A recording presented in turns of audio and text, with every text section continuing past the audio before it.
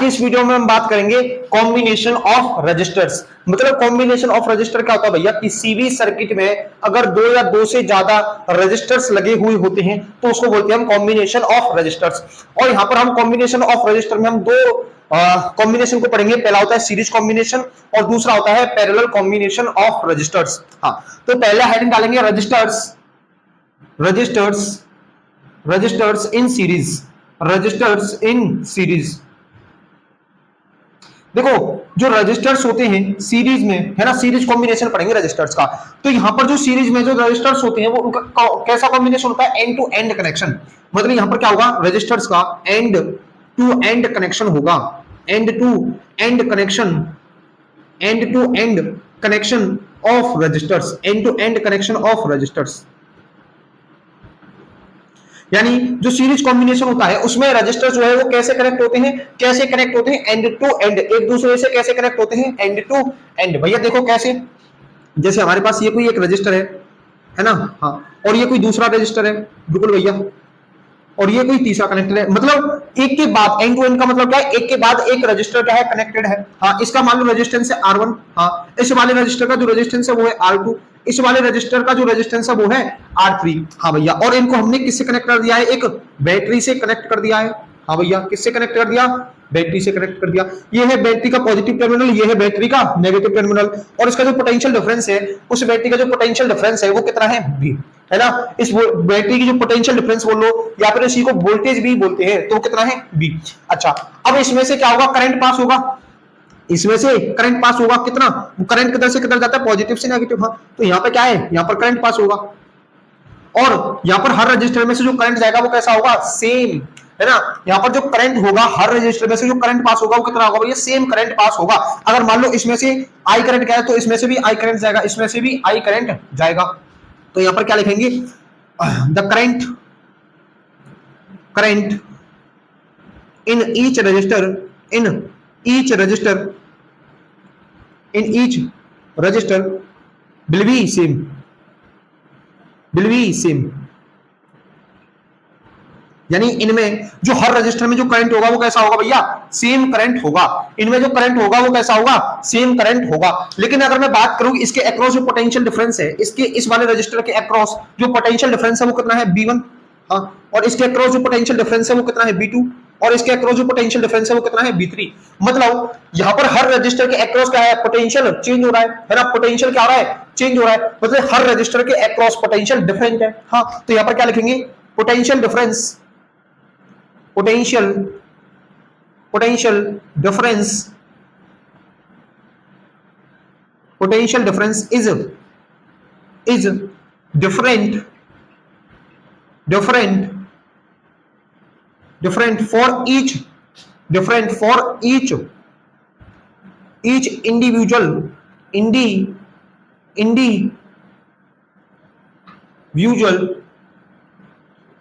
register। यानी कि हर रजिस्टर के लिए पोटेंशियल डिफरेंस क्या है भैया, अलग है। हर रजिस्टर के लिए पोटेंशियल डिफरेंस क्या है, अलग है। और देखो अगर मैं इन तीनों रजिस्टर, इन तीनों पोटेंशियल डिफरेंस को तो ऐड कर देता हूं, अगर मैं इन तीनों पोटेंशियल डिफरेंस को क्या कर दूं, ऐड कर दूं, तो वो क्या बनेगा, मेरा टोटल पोटेंशियल ऑफ बैटरी बनेगा। मतलब भैया क्या बोला मैंने, the sum of individual potential difference, potential difference is equals to the, is equal to the, equal to the total potential of the battery, total potential difference of the battery,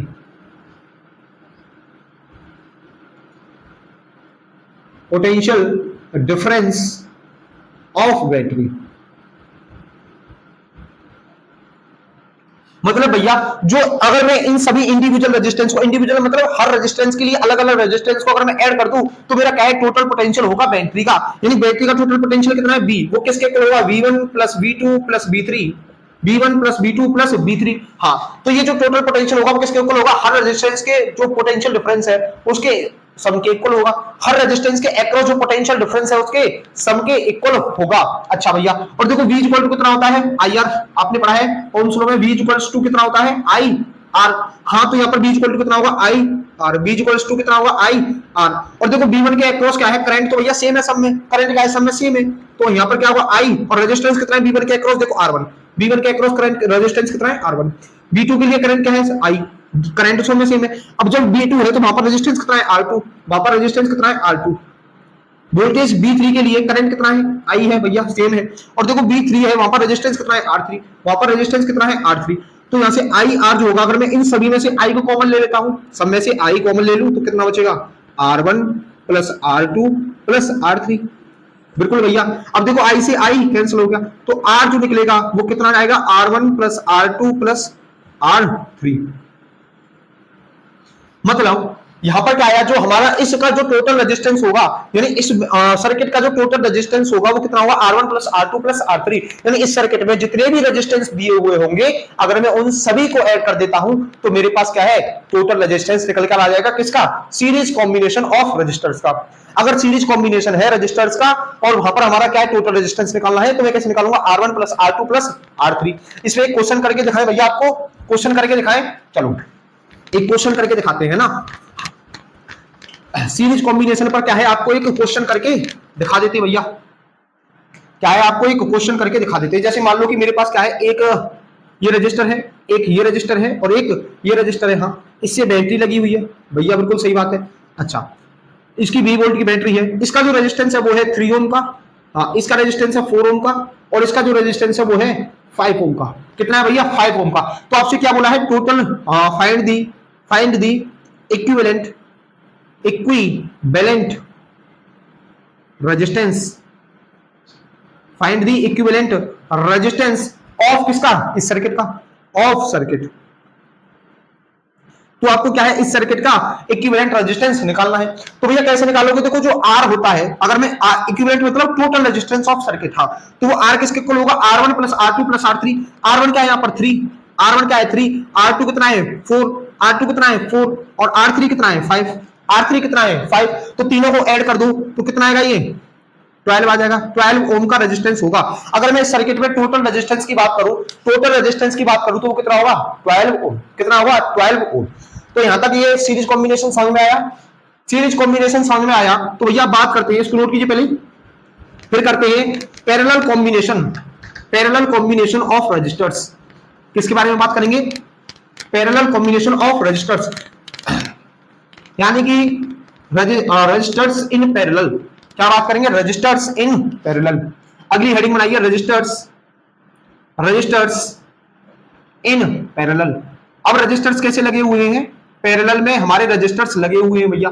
registers कैसे लगे हुए हैं, parallel में लगे हुए हैं। अच्छा, अब क्या है यहाँ पर एंड टू एंड कनेक्शन देंगे, एक के बाद एक रेजिस्टेंस नहीं लगा हुआ होगा। देखो अब यहाँ पर रेजिस्टेंस कैसे लगे, मान लो ऐसे, जैसे हमारे पास कोई यहाँ पर क्या है एक ये रेजिस्टेंस लगा हुआ है, ठीक है भैया, हाँ कोई एक ये रेजिस्टेंस लगा हुआ है, यहाँ पर क्या है कोई एक ये रेजिस्टेंस लगा हुआ है, देख रहे हो, और इनसे क्या है बैटरी कनेक्टेड है, इनसे क्या है बैटरी कनेक्टेड है भैया।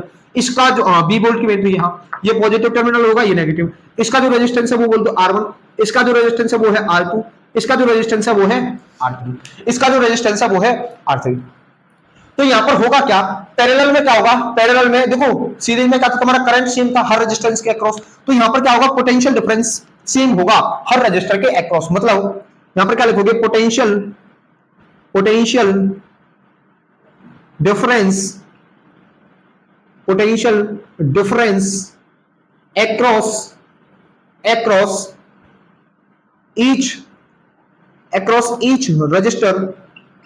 across each register will be same। यानी हर रजिस्टर पर अगर मैं पोटेंशियल देखूं तो वो कितना होगा V हर के लिए पोटेंशियल डिफरेंस कितना होगा, सेम होगा। लेकिन अगर मैं करंट की बात करूं तो यहां से I करंट जा रहा है, मान लो है ना I करंट जा रहा है। अब ये I करंट यहां से डिवाइड हो जाएगा, मान लो कि I1 करंट इधर चला गया, I2 करंट जो है वो इधर चला गया और I3 करंट क्या है इधर चला गया। मतलब हर रजिस्टर के लिए करंट क्या है अलग अलग है, हर रजिस्टर के लिए करंट क्या है अलग अलग है भैया। हाँ तो यहां पर क्या लिखेंगे,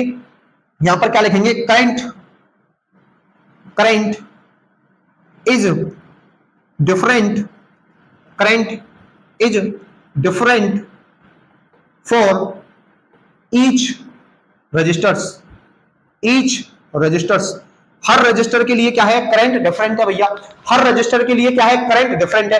और अगर मैं इस टोटल मतलब इन तीनों रजिस्टर्स के करंट को जोड़ू, यानी I1 प्लस I2 और I3 को अगर मैं जोड़ू तो किसके इक्वल होगा, I के इक्वल होगा। मतलब भैया यहां पर क्या बोल दिया मैंने कि total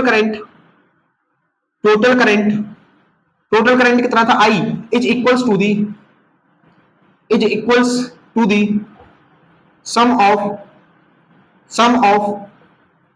individual current of each register,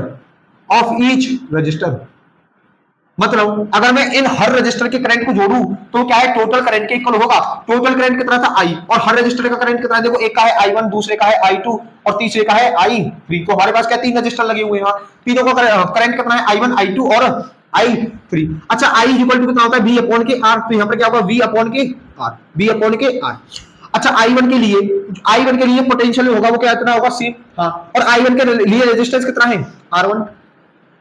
अच्छा भैया, I2 के लिए पोटेंशियल तो सेम है, देखो हमने क्या बोला, potential difference across each resistor क्या है, सेम है। लेकिन जब करंट I2 है तो वहां पर रेजिस्टेंस कितना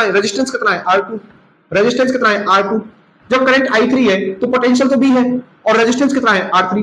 रेजिस्टेंस कितना है भैया, R3। अच्छा, अब यहां से V अपॉन के R, अगर मैं यहां से B कॉमन ले लूं सब में से तो कितना आएगा, 1 अपॉन के R1 प्लस 1 अपॉन के R2 प्लस 1 अपॉन के R3 प्लस 1 अपॉन के R3। अच्छा, B से V कैंसिल, तो 1 अपॉन के R जो है वो किसके इक्वल होगा, 1 अपॉन के R1 प्लस 1 अपॉन के R2 प्लस 1 अपॉन के R3, 1 अपॉन के R3।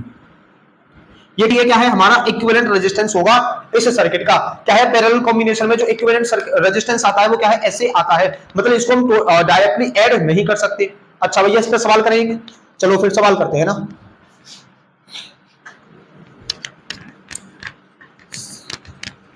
देखो अब हमारे पास क्या है, हमारे पास तीन रजिस्टर्स हैं भैया, कैसे हैं देखो, ये है 2 ओम का रजिस्टर, हाँ भैया, ये है हमारे पास 3 ओम का रजिस्टर, और ये क्या है हमारे पास 4 ओम का रजिस्टर लगा हुआ है भैया। 4 ओम का रजिस्टर मतलब 4 रजिस्टर है जिसका रेजिस्टेंस कितना है, एक ऐसा रजिस्टर जिसका रेजिस्टेंस कितना है, 4 ओम। अच्छा, यहां पर हमने क्या है, बैटरी लगा रखी है, इससे यहां पर हमने बैटरी लगा रखी है। तो हम क्वेश्चन क्या पूछ रहा है हमसे, फाइंड द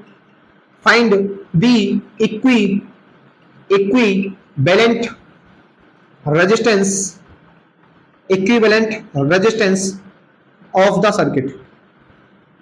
इस सर्किट का हमें क्या है, इस सर्किट का हमें इक्विवेलेंट रेजिस्टेंस निकालना है। इस सर्किट का क्या है भैया, इक्विवेलेंट रेजिस्टेंस निकालना है। तो देखो कैसे निकालेंगे, 1 अपॉन R किसके इक्वल होगा भैया, 1 अपॉन R1 कितना है, 2 है, प्लस 1 अपॉन R2 कितना है, 3 दिया हुआ है देखो, और 1 अपॉन R3 कितना है, 4। R3 कितना दिया हुआ है भैया, 4। अच्छा, तो इन सब का एलसीएम लेंगे तो कितना आएगा भैया, इनका एलसीएम आएगा 12। कितना एलसीएम आएगा सबका, 12 एलसीएम आएगा। अच्छा, तो यहाँ पर कितना आ जाएगा, 6 प्लस के 4 प्लस के 3, 6 प्लस के 4 प्लस के 3, तो 6 और 4 13 अपॉन के 12। इसका जो रेजिस्टेंस होगा वो कितना होगा, 13 अपॉन के 12। अब देखो 1 अपॉन R जो है वो किसके इक्वल आया है भैया, 13 अपॉन 12 के इक्वल। किसके इक्वल आया है, 13 अपॉन 12 के इक्वल। अगर मैं यहाँ से R निकालूं तो वो कितना होगा, देखो अगर मैं इस R को ऊपर लेकर जाऊंगा तो 12 ऊपर चला जाएगा, हाँ, तो 12 अपॉन के 13। ये जो है इस सर्किट का जो रेजिस्टेंस होगा वो कितना होगा, इतना। तो आज की क्लास को फिर यहीं तक रखते हैं।